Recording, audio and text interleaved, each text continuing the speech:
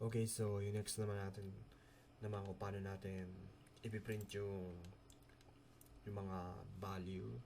So may built-in na function sa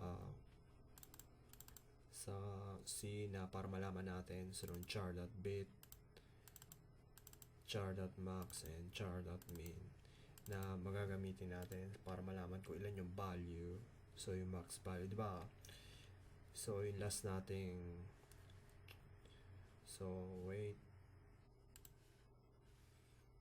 So yung last natin, itong value range, paano natin mapiprint yon. So pag pinirint natin to, ito yon. So char.bit, char.max. So kagaya ng chart na to, so integer type and value and range. So ito yung para gamitin nyo yung function sa limit, sa float. So ita-time yung long.max. So hindi pa natin napag-aaralan yung pan i-print. So basically in-explain lang nito explain ko lang yung na lahat ng variable may limit para makita nyo yung line limit.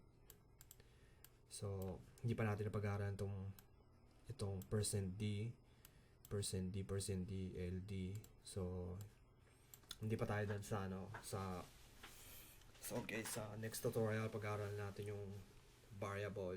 So doon natin yung print. So doon lalabas ng mga %d.